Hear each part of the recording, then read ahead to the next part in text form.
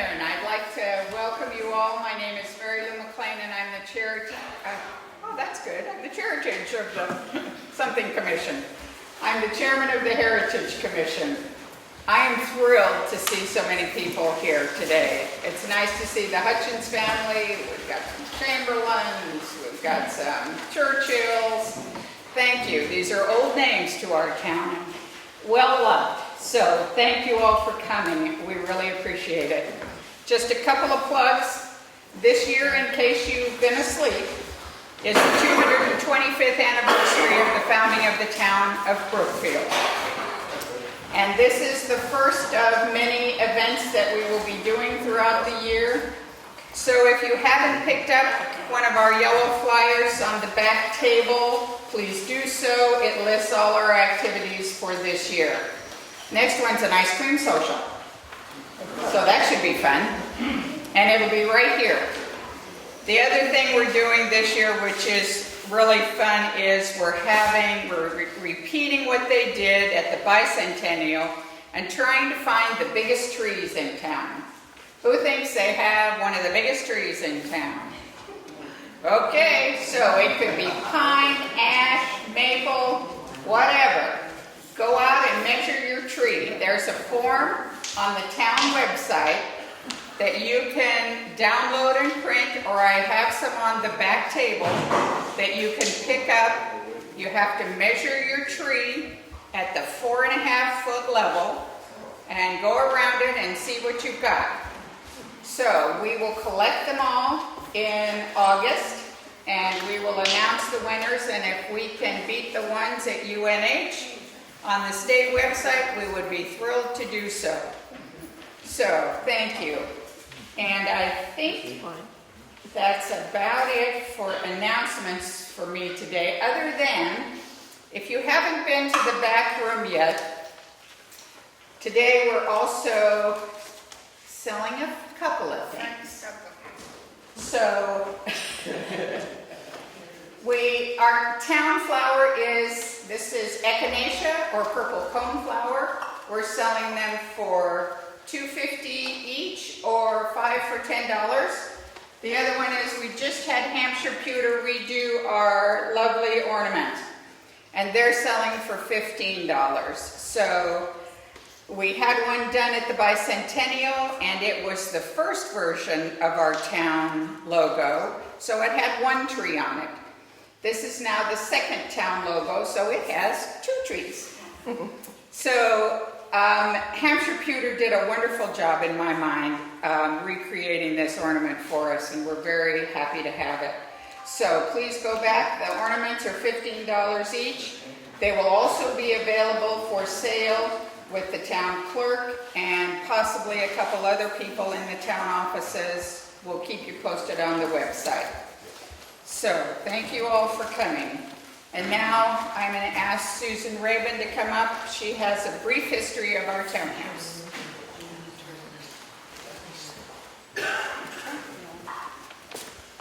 Hello everybody, thanks for being here.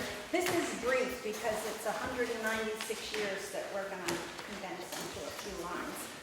So in 1907, Frank Hutchins, a Wolfboro resident but a native of Brookfield, offered to give a bell for the town hall.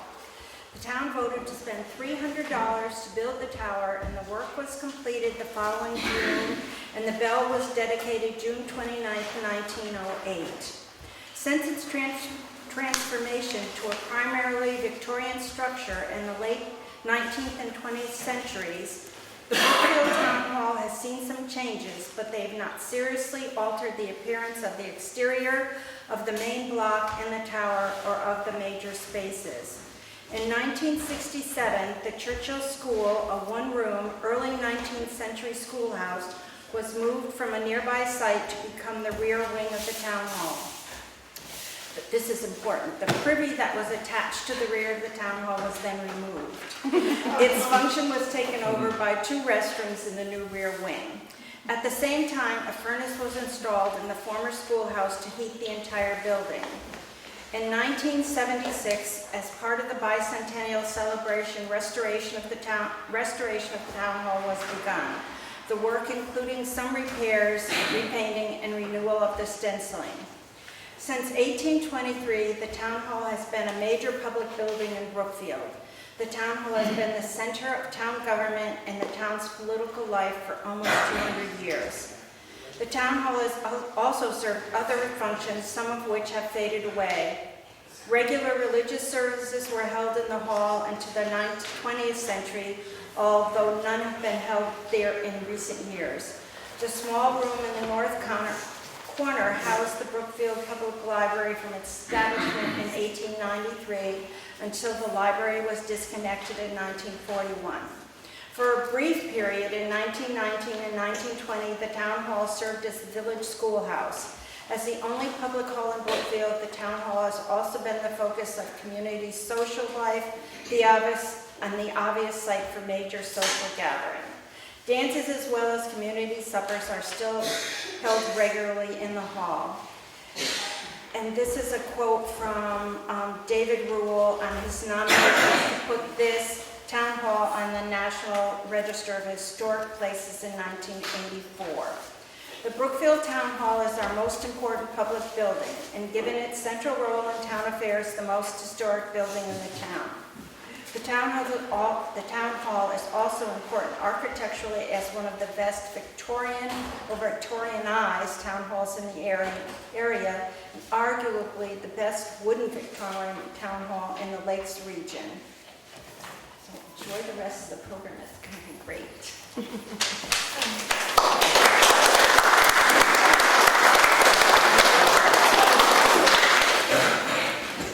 We picked a couple of selections for you that go back to 1980, a little bit earlier. The first one we're going to do this afternoon is Bill Bailey, Won't You Please Come Home. I'd like to have you imagine for a moment that you're hearing the sound of a banjo coming through, which is Lance McLean, who's off traveling, but he should be here, and I'm kind of subbing for him. And as a sidebar, my wife's grandmother was a Hutchins that came from Rumford, Maine, because originally the Hutchins moved out of Rumford, New Hampshire, which is now Concord, and moved to Maine. So anyway, she's a part of that group there. So, Bill Bailey, won't you please come home? This is my son, Brian, on bass. We'll give him a little solo in the middle.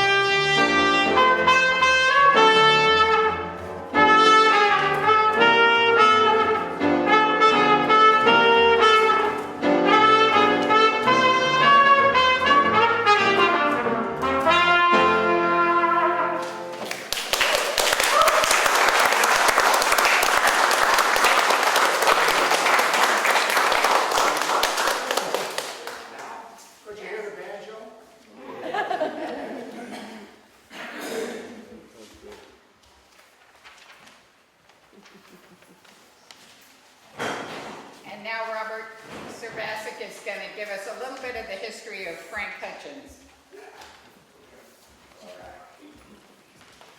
I got 75 pages to go through, so just bear with me, all right? Sit back and enjoy. All right. My name is Bob Servasic. I'm with the Heritage Commission, and we're here to rededicate a bell. It's been up there since 1908, a long time. The bell did not climb up there by itself, okay? It was a gift to the town by a gentleman by the name of Frank Hutchins. I'm guessing that maybe a lot of you for the first time are hearing that name. Maybe a lot of you never even know he had a bell up there, okay? But it had to come from somewhere. And his name was Frank Hutchins. I'm going to tell you about Frank, but before I get into this, I'm going to, the biography I'm about to read was put together by our chairperson, Mary Lou McLean, and it's excellent, and I just want to tip my hat to Mary Lou. So Frank Hutchins was born on August 19, 1854, at the Lyford Hutchins farm in Brookfield, New Hampshire. The third son and last born to John Sanborn Hutchins of Wakefield and Betsy Lyford Hutchins of Brookfield. Frank's father, John Sanborn Hutchins, died when Frank was 9 and is buried in Wakefield. The 1870 census shows Frank living on the farm in Brookfield with his mother, his two brothers, Stephen and Samuel, and his grandfather. And now comes the greatest name. In the 1850s, Theophilus. I just think that's fantastic. Theophilus. I guess they called him Theo. The grandfather, Theophilus Lyford. Frank is listed at the age of 15 as a farm laborer. The 1880 census shows Frank still living on the family farm at the age of 25 with his older brother Stephen and his mother Betsy, and again he's listed as a farmer. There's no test, okay? So just pay attention. No test, no notes, okay? This guy's important. A few years later, he was a prosperous businessman in Wolfboro Falls. In the history of Wolfboro, it says, and I quote, Frank Hutchins has, for the past 15 years, done a large Excelsior business and has more recently added a leatherboard mill to his plant. The leatherboard mill is at the lower falls, and the newly constructed dam further upstream furnishes power for a well-equipped Excelsior plant. Mr. Hutchins employs 15 men. Do you know what Excelsior is? Does anybody in the first row here know what Excelsior is? It's not something you drink. I had to look it up because I didn't know what it was. Excelsior apparently is the shavings, the fine shavings off of the poplar tree. Old teddy bears stuffed with the shavings. In shipping, back in the day, if you had something precious, some cargo in a box, you stuffed Excelsior, the shavings, in to protect it. That's what Frank did. Frank became very prosperous. However, on March 3rd, 1894, a threatening fire broke out at Wolfboro Falls, which, and I quote, the history of Wolfboro for a time bid fair to destroy the business portion of the village. An Excelsior mill belonging to Frank Hutchins was destroyed with a loss of $6,000.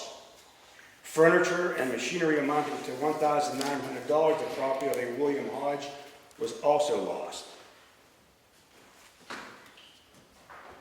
Frank met his wife, Mildred Vernon Welpley, when she was a teacher in Brookfield at the Lyford School. It's a one-room schoolhouse. The two married on December 24th, 1897. Frank was 43 and Mildred was 20. Frank was 43 and Mildred was 20. That's not a typo, I don't think. Their first son, Frank Jr., was born on November the 24th, 1901. Their second son, Lyford, was born on November the 11th, 1903. The family lived in a large Victorian house located in Wolfboro Falls, now across the street from the Wright Museum. If you're going down into Wolfboro, you look up, that yellowish colored, beautiful house sits up there. That's Frank's house. We all right? Look this way. Yeah. On May 24th, 1904, Mildred died in Wolfboro Falls of tuberculosis and is buried in Brookfield at the family graveyard. Frank remained at the falls with his two sons and worked his Excelsior Mill and other adventures. He then hired Annie Peavy, governess, to live at the house and care for the two boys. In 1903, Frank presented a bell to the First Baptist Church of Wolfboro Falls. White church, as you go down the hill on the right. I think it's 66 Center Street, if I'm correct. 4 years later, in 1907, he offered to present a bell to the town of Brookfield. The bell delighted the townspeople. The bell is engraved with the Hutchins name in the year 1907. In September, the town moderator of Brookfield appointed a committee of 5 men to consider the proper manner to erect a belfry or town for $300. On Monday night, June 29th, 1908, the town held a celebration to thank Frank for his generous gift of the new bell. A newspaper article of the time called this the most important social event in the history of Brookfield. Frank died in Wolfboro on December 22nd, 1910, at the age of 56 of pneumonia. In 1911, Frank's estate was worth in excess of $90,000. This sustained his boys, their upkeep, and education well into adulthood under the guardianship of an attorney named Dana Brown. Annie Peavy O'Rourke continued as governess and took full charge of Frank Jr., Lyford, and raised them as her own for her whole life. Now comes the cherry on top of the sundae. Those people who celebrated in 1908. I can put this away because this actually, those people who celebrated in 1908, along with Frank, are not here. But we have some people here today who I think this is fantastic, and I'm talking about the Hutchins family. I started with Rick when I first talked to him and just brought this up. And I can't imagine, if this were me sitting and listening to somebody talk about my great-grandfather for the first time and hearing all this information, I think I would cry. But anyway. So Rick, if you don't mind, I did not expect the deluge.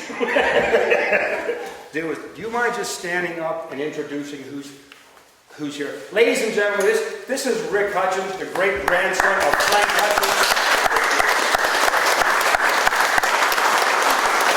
My mother is here, June Hutchins, there. My wife, Kathy. My old son, Tony. Youngest son, Michael. My daughter, Angela.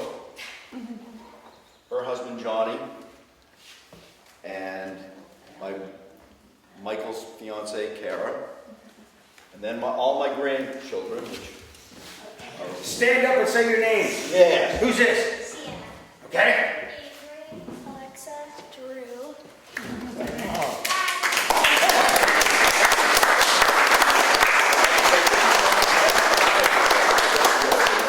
And totally, I think our whole family is very, I don't know, I am getting choked up a little bit because, it's moving from what you've done and you people.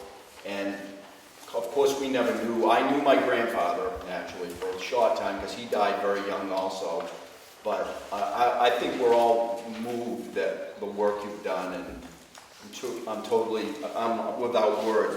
One of the stories that you were telling about was the name Theophilus. I was very lucky because my father wanted to name me Theophilus, and she wouldn't let me. So I'll end with that. Okay. Well, thank you very much. And again, ladies and gentlemen, it's my honor, my pleasure. Enjoy the rest of the program. Thank you very much. Thank you.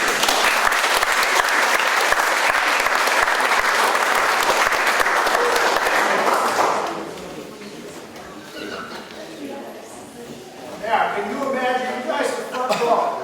Can you imagine your distant relatives back there, out there dancing rock and roll? Well, we're going to play you one of the top tunes, 1908. That's what they used to do for rock and roll to this number. And anyone else that knows the words, please sing along. This is called Shine On Harvest Moon, published in 1908.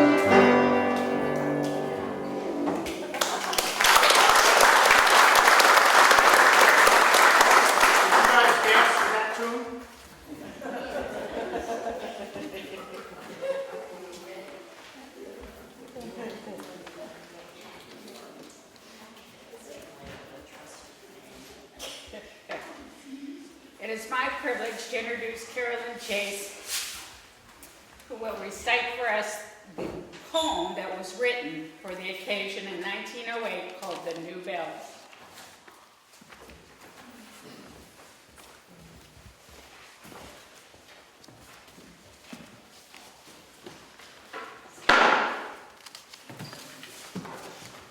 First, I'm going to share with you some stories about our most famous, or perhaps infamous, Brookfield Ding Dong. Some of you may know her as Jean Albro. When Lenny and I moved here to Brookfield, let's see, it was, well, in 1989, and we really wondered if we had made a wise decision in choosing Brookfield, leaving our beautiful home in Hampstead to come to this little town and live in this house built in 1783 by one of the four Chamberlain brothers who originally developed Brookfield, the first settlers. Well, the first thing that Lenny and I did was to come down here to the town hall to register to vote.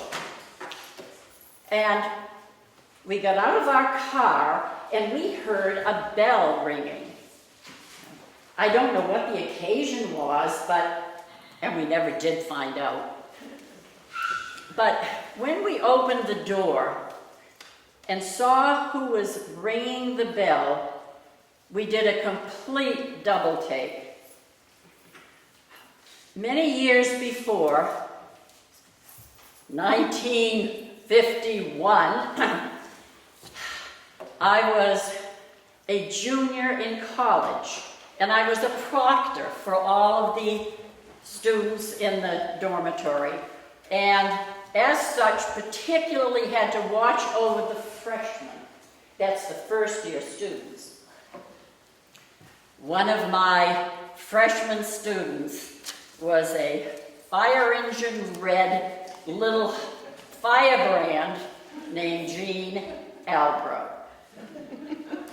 The Albro family had moved here, I believe it was 1960, because they remembered at that time, you could go all the way up, tumble down Dick Road, and come out in Pleasant Valley Road in Wolfboro.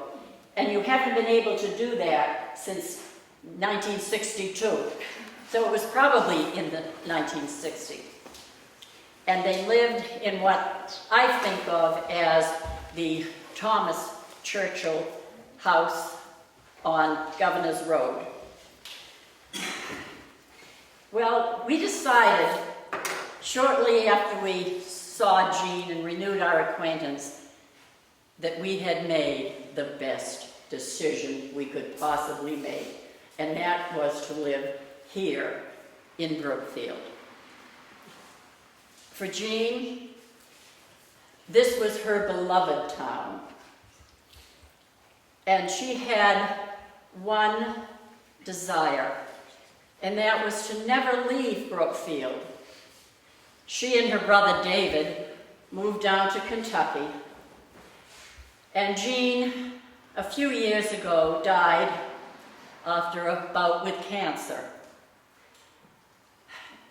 Her one wish was to come back to Brookfield and be buried in the graveyard behind the house where she had grown up. And it appears that it may be a few years from now, but she definitely will be back home one day. The other thing that I want to talk about is the poem. When I wrote up the poem in the Brookfield history some 20 years ago, I recorded this, that the poem, The New Bell, certainly was declaimed in flowery turn-of-the-century style with gestures. Well, in these last weeks, since Mary Lou asked me to read the poem, I have read and reread this poem many times, and it's much, much more than a flowery turn-of-the-century poem. You will hear references to women's suffrage, lack of it, in the poem. You will hear prophecy about what is going to happen to this country. And particularly poignant were the words near the end talking about Old Glory. And knowing how our flag today is being desecrated and burned, and this, our symbol of the United States of America, I think you're going to be proud when you hear the words that she wrote in this poem. So I'll read it very differently. The New Bell. To dedicate fair Brookfield's bell, which rings out far o'er hill and dell, we gather here with joy tonight, in praise and homage to unite. Methinks the townhouse statelier seems, has realized long-cherished dreams, has now her place in the granite state, among the favored and the great. Those that have messengers strong and sweet, which peal forth welcomes to tarry and treat. Loved Brookfield has come into her own, and tonight we pause before her throne.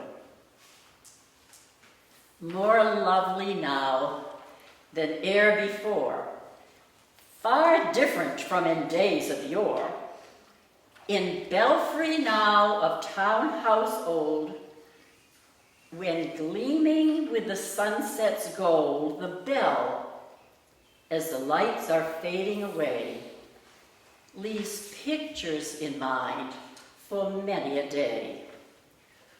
And embers from this dying fire light up with beauty the noble spire, while just above, the weather vane with the others new dignity seems to maintain. All come about, we gratefully tell, through presentation of this bell. To meetings oft the bell will call, where business is done for the good of all. But woman has not in New Hampshire state that equal suffrage, how sad to relate. So the fathers of them, of course, will tell those times the meaning of the bell. To sacred worship on the Sabbath day, it calls us as though to gently say, "O come, ye people, and reverence your Lord with love and sympathy in sweet accord. Come, gather, gladly your praises tell. God bids you listen to the words of this bell." To the donor of this bell, our appreciation we wish to tell. Mr. Hutchins, we thank you and hope that you may hear ringing o'er these words we convey. You have honored the town that gave you birth, have recognized her glorious worth. Other sons and daughters of former days join tonight with the present in words of praise. We greet you all with welcome cheer, are very glad that you are here. We know you all in your hearts, enshrine departed days of old Lang Syne. Oh, may this bell, through many a year, peal forth its message of love and cheer. May it never have cause through startled night to ring its alarm of wild affright of flames that are raging fiercely to tell in piercing notes of that warning bell a trust in that land of light and love, of blessed reunion in mansions above, where no partings will be, and we shall dwell. Sweet comfort be the theme of the bell. Like Liberty Bell of long ago, mayest thou true independence show. America, have no conqueror. Thy tones ring never of cruel war, but ever of freedom that never will cease. The beautiful message of peace, sweet peace. Oh, ring while the stars and stripes still wave o'er country blessed, the land of the brave. Columbia will hear from sea to sea of homage we pay to old glory and thee. Perchance through ages, generations will tell of thy dedication, O bright new bell.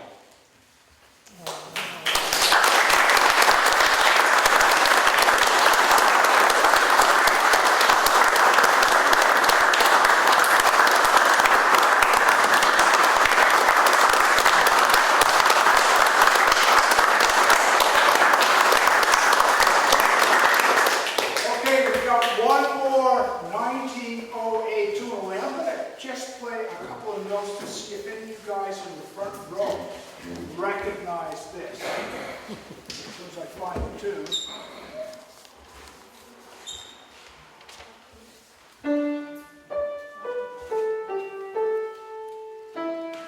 You ever heard that? Yes. What is that?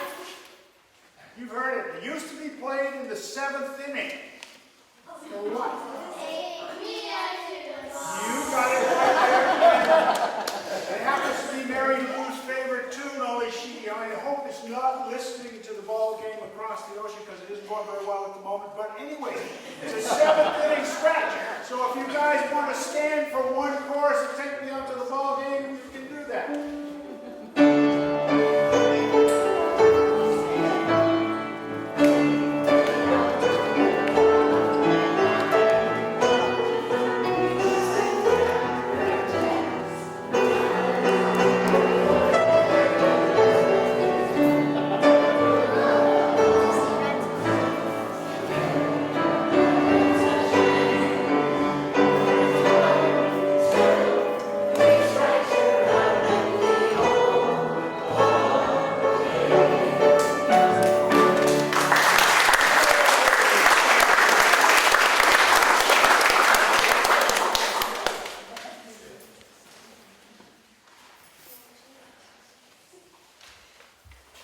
We are also here today, here to give a minute, to honor one of our citizens, Carolyn Chase. This is the woman who came here from the seacoast with her husband Lenny to restore the 1783 James Chamberlain House on Tumbledown Dick Road. We know she enjoys hearthside cooking and a lovely period garden at her house. She has worked as an interpreter, a role player, and for many years worked at both Strawberry Bank in Portsmouth and the American Independence Museum in Exeter. She continues to work at the New Hampshire Farm Museum in Milton, where she both trains the interpreters and the docents, and she also has been on their board of directors. In Brookfield, she was chair of the Brookfield Bicentennial Committee 25 years ago. And I gotta tell you, I'm exhausted by reading all the events that they did that year. It's absolutely unbelievable to me, but they did them all. More than anything, she's responsible and for writing and giving the town our most precious gift, our town history. For the book, she researched the homes in Brookfield built before 1940, did probate inventory research on the early families. She reviewed original source documents to collect historical facts about the town and researched the genealogy of the early Brookfield families. She talked to many of the families in town that lived here for many generations, some of them still here, and she wrote their story. She dedicated this portion of her life so that we will always remember where and how our town began. She also helped create the town archives, and she was a founding member of the Brookfield Heritage Commission in 2009 when we started. She is truly the keeper of our stories and our history. We honor you today with a gift of, on the table with the cookies, and all is a Waterford vase with flowers in it. And that's for you, my friend. So, do you want to come up and say anything? Since I've almost blown this. It's not as easy as it looks.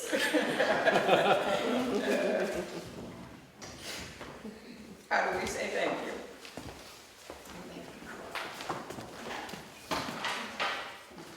Thank you. Oh, what can I say? Can I say anything else? Because I'm going to sit Yes, you may go sit down. You don't have to say anything else. So and a year ago, I went to Carolyn because the book was copyrighted by Carolyn when it was originally written. And I'd heard rumblings in town that there were people that wanted to republish it and reprint it, and they were going to copyright it. And I thought, oh no, we're not going to have that. So Carolyn very graciously allowed the town to now hold the copyright to the town book. We will be reprinting it when I have time. And our biggest challenge is getting a clear, good copy of it because there's no electronic copies left. So in the future, we have a few copies left if you're interested, but it will be coming back in print as it is. So, the dedication of the bell. So as far as the dedication and the blessing of the bell, it's appropriately dedicated when it has been rung for 1 full minute. And I'm going to ask the kids in the front row from the Hutchins family that they do that after we stand and sing America. The Brookfield Heritage Commission thanks you for coming today. Please all stand and we'll join in the singing all 4 verses. I want all 4 verses of America. And there should be a copy of the words in your program.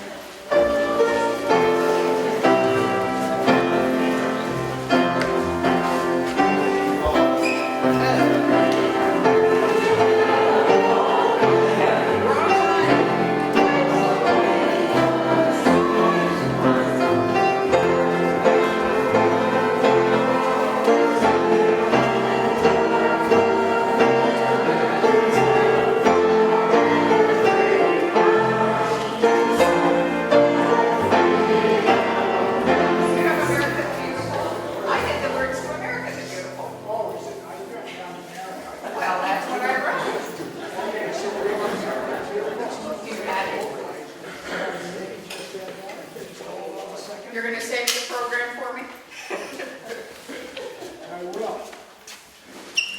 Oh, I don't have Lance's ears, so I usually have back there. So bear with me for 1 moment. absolutely. And then after the kids ring the bell, and you may have to go outside to hear it, but this week I would also just like to thank Aaron Dane, who is our electrician that rewired the building for us and put up the new lights a few years ago. He was very gracious to offer to get up into the belfry and redo the rope. The rope had become frayed and we were afraid it wouldn't ring today, so we figured we'd better get it fixed. So thank you to Aaron Dane for doing it for us this week. And I'll be right there. Okay, you have 2 seconds. Oh, yeah? Did I hear yes? Yes, I haven't. I just... Good thing you know what those black notes mean.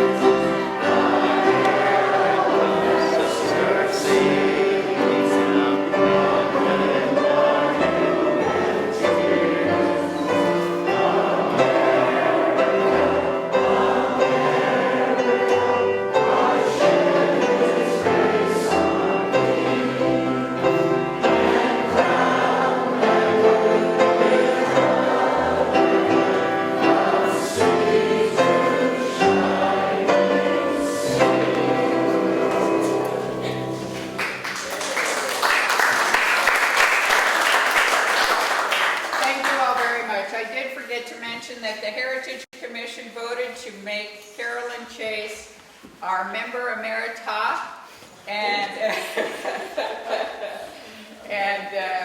we thank you all for coming. So although Jean Albro was the only one really allowed to ring the bell when she was here, we want you to know that the kids are going to do it now for us.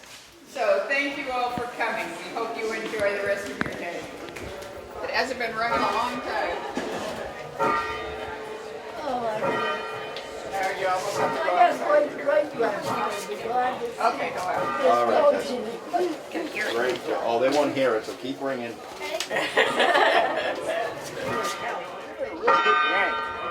Give it a real good yank. Real yank. Pull on that thing. Oh, I can hear Pull on it. Really pull. Yank it. Yank it.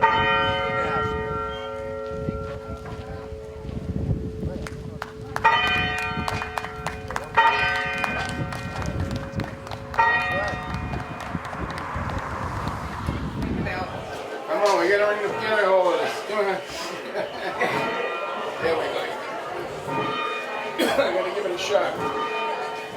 I'm thinking the Hunchback of Notre Dame. Quasimodo. You know?